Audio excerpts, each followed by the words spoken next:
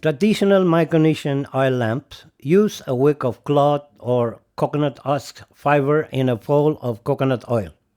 The wick burns up very quickly. The flame is not very large or bright.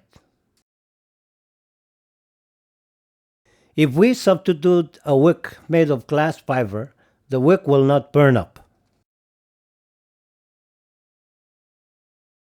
If we keep the flame away from the surface of the oil, the flame will be brighter. Glass fiber wick can be purchased from www.wickstore.com. It is made by the Pepperell Trading Company of Pepperell, Massachusetts 01463. Their telephone number is 1-800-343-8114. A 50-yard spool of 1/8-inch wick is item number 1284. The price of the spool is $20, not including shipment. You can make 1,800 wicks from one spool. Each wick costs about 1 cent.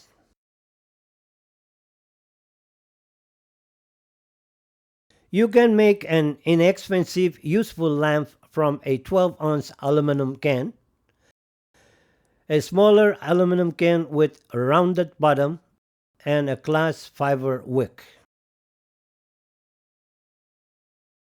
The large can will hold the oil and be the reflector for the lamp. Remove the full duff from the top of the can. The top of the lamps get very hot. If you try to pick up the lamp by the pulled up, you will burn your fingers. The smoke from the flame will go out the top opening. You want the top opening to be away from the front of the lamp. Hold the can so the top opening is away from you. Cut the can from the top to 1 inch from the bottom. The bottom of the can will hold the oil. If you cut too far down, you will have to refill the lamp more often. If you don't cut far enough, the edge of the can will block the light when the oil gets low. Cut the can halfway around the right side to meet the top of the center cut.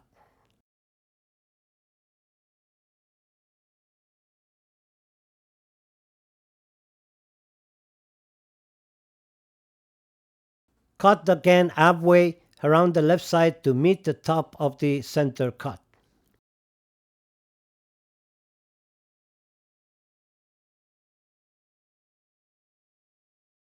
Cut the can halfway around the left side to meet the bottom of the center cut.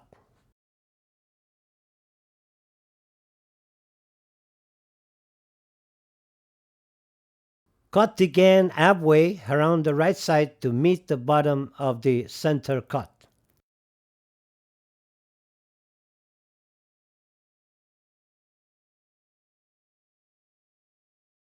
The 5 cuts you have made should form 2 doors.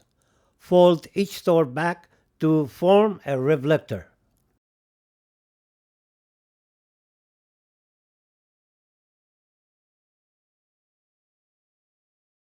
The bottom of the smaller can will float the wick on top of the oil.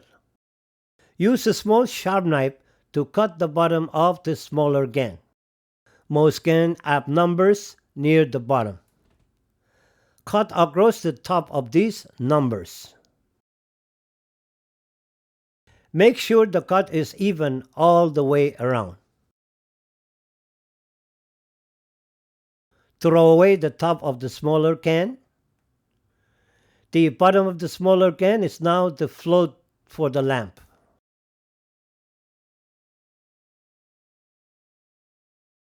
Make a hole for the wick in the center of the float. If the hole is too large, the wick will fall out. If the hole is too small, the oil cannot come up. If you push the extra metal to one side as you make the oil, you can fold the metal into the wick to hold the wick in place.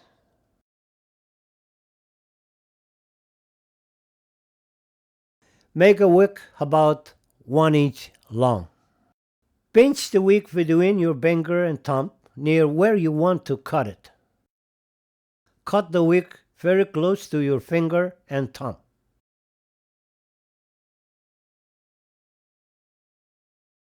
Without letting the wick unravel, put the wick through the hole in the float.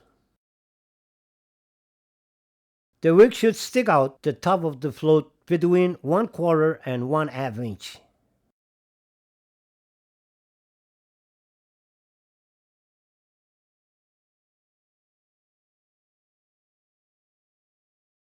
Fold the metal pack into the wick to hold the wick in place. Fill the bottom of the can with coconut oil. Carefully place the float on top of the oil. Wait a minute for the oil to come up the wick. When the wick is full of oil, light the wick. You can clean the wick, but you never need to trim the wick or throw it away.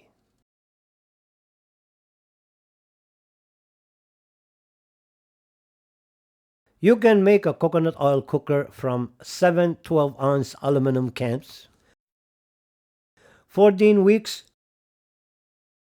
an aluminum pie pan or other shallow oil proof container, and a recycled grill or stove can hold the food over the flames.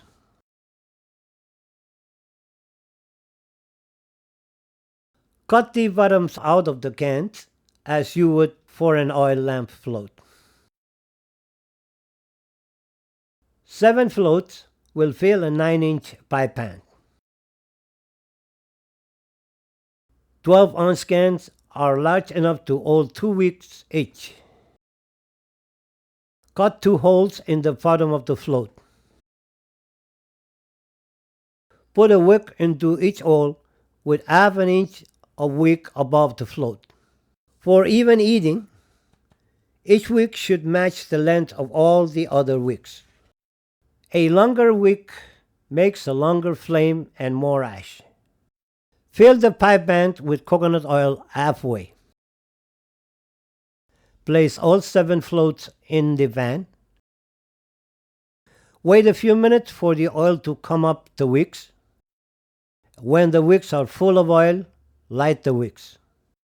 Light the center wick first.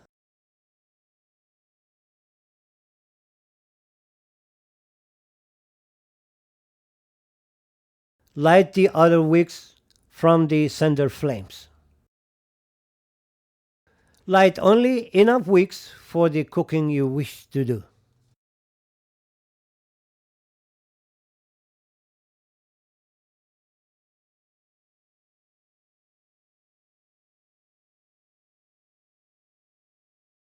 Traditional end squeezing of coconut meat only extracts about 30% of the oil. The Piteba oil expeller can press about 60% of the oil from coconut meat. The Piteba oil expeller costs about $120. You can find ordering information at www.piteba.com. Before you use the press for the first time, clean the inside of the press gate and the expeller screw with hot water and detergent. This removes machine grease and oil that would pollute the coconut oil. Mount the expeller on a strong pole or table.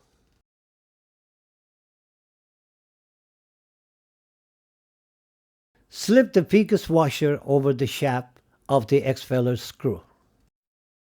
Grease this washer immediately with coconut oil.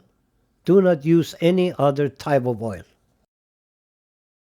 The washer is exposed to very high pressure and should always be well greased. Slide the expeller screw into the press gauge.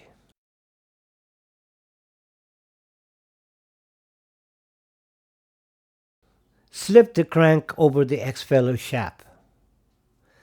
Fasten the crank with the small bolt and nut.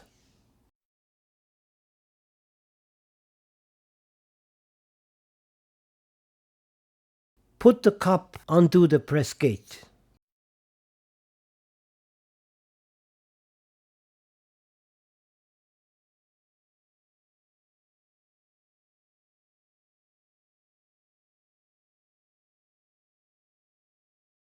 Do not use the adjustment bolt for pressing coconut meat.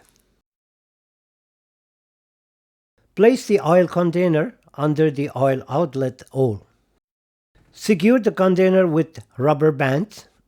Always check the quality of the rubber bands before use. Make a funnel by cutting the bottom of the plastic bottle.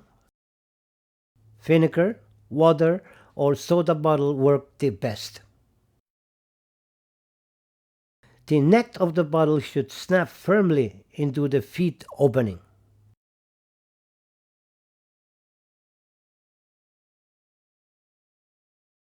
You do not need to use the heater that comes with the Piteba.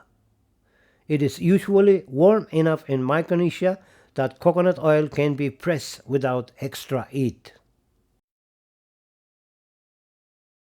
For good result, coconut meat should be dried to about 10% moisture content.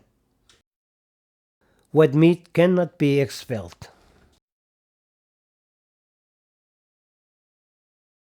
Coconut meat should be cut in pieces less than 1/3 of the inside of the funnel neck. If the pieces are larger than this, they will get stuck.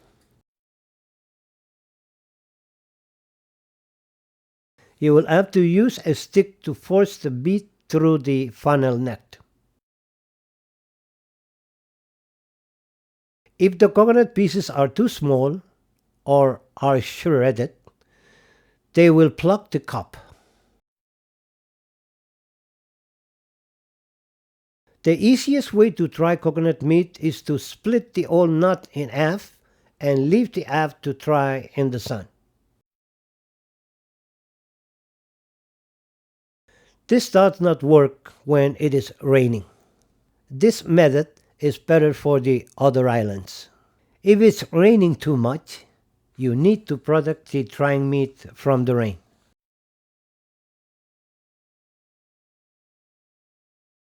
You can make a simple coconut dryer from local material such as bamboo or wood.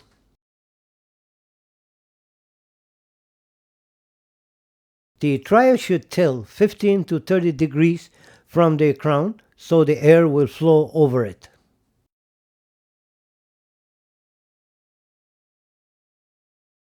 The bottom of the dryer should be lined with the dark material.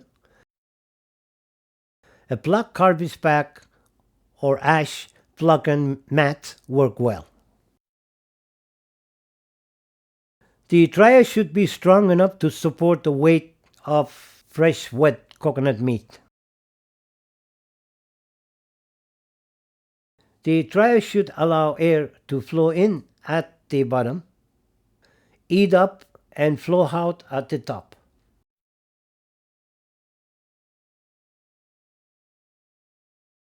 A mesh bag large enough to cover the dryer holds the coconut meat.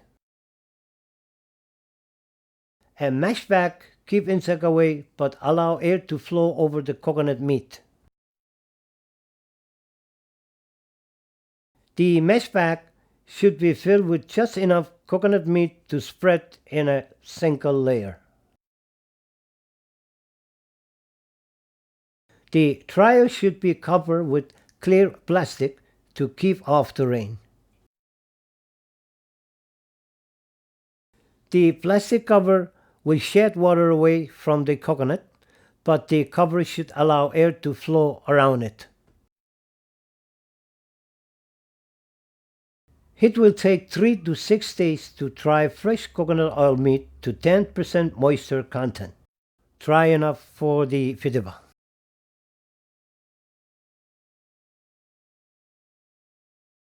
If you need to dry coconut meat quickly, fry it in coconut oil to remove the water. Coconut shells and husk are good fuel for fry drying. Fry drying should use coconut oil. Some of the coconut oil will be taken up by the coconut meat, but that oil will come back out when it is pressed. The frying container should be filled 3/4 or less with oil and meat. If the fryer is too full, it will spill over when the coconut is added. The amount of coconut should be half or less than the amount of oil. The more oil there is for the coconuts, the faster the drying.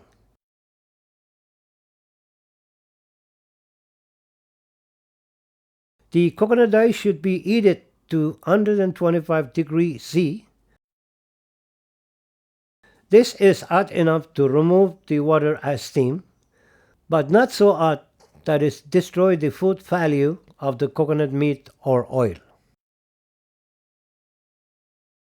The frying oil should not be allowed to get over 135 degrees C.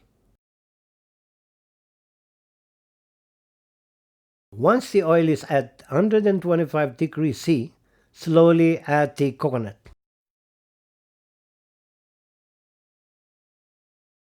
The frying oil will bubble and produce steam.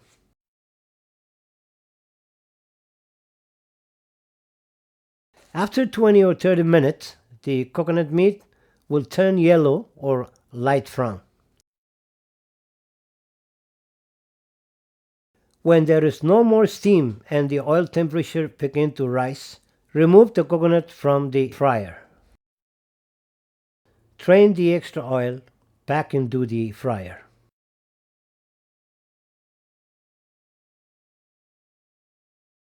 Dump the coconut into a container. Load the next batch of coconut meat into the fryer. For best result, press the meat while it is still warm.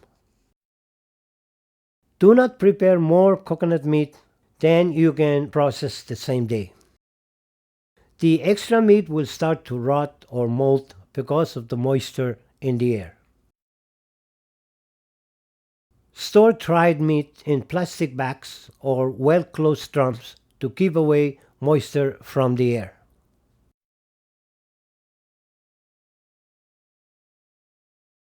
Fill the funnel with coconut meat. Stir the meat until it drops through the funnel. Start turning the crank clockwise at about 45 turns per minute. After cranking for a few minutes, the press cake will appear in the cup. In the beginning, some unfresh meat pieces may appear. Pick the pieces out to keep them from blocking the cup.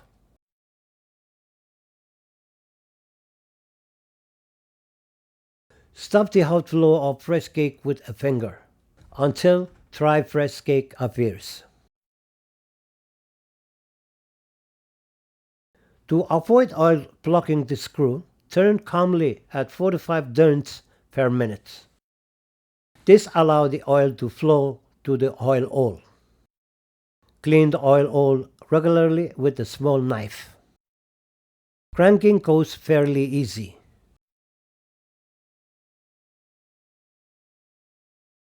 If the crank suddenly turns very easy, the funnel may be plugged. No meat is getting into the press gate. Use a small stick to steer or push the meat in the funnel until the meat drops into the press gate. If the funnel is clear, you can watch the meat fall through the bottleneck. Never put your finger or a metal rod into the funnel.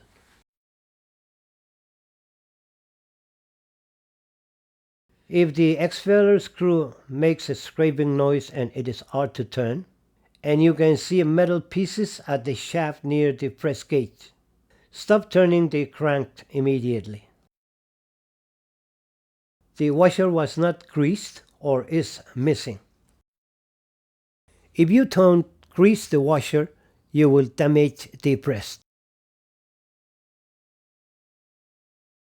Remove the cup.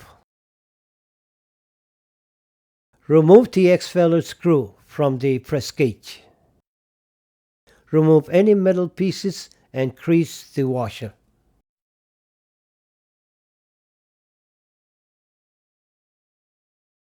The oil will drip through the hole in the press gauge. If the expeller gate fills up with oil, the hole may be plugged. Clean the oil hole with a knife. You may be turning the crank too quickly. Turn the crank at a low speed, 45 times a minute or less.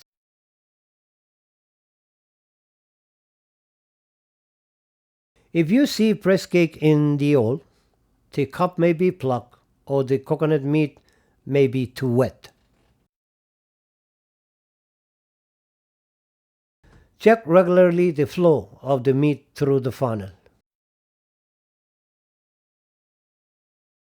During expelling, the oil runs from the press gauge head where the cup attached to the oil outlet hole.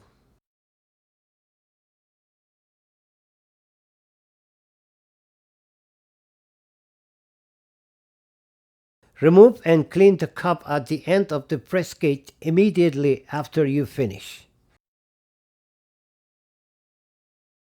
If the cup is allowed to cool down, the press gauge becomes hard like stone and it's difficult to clean out. Clean the inside of the cup with the knife without damaging the threads. Clean the threads inside the cup with hot water. If you forget to clean the cup, put the cup in water for a few hours. The press cake will soften and can be removed easily. Wipe the press gauge and the expeller screw with oil. This prevents rusting. Important: never expel food oil after expelling non-food oil until you have cleaned the expeller very well. Coconut oil should be filtered immediately after expelling. Pour the oil into a closed container. Allow any solid pieces to settle for 1 or 2 days. Pour the oil into a clean container for storage.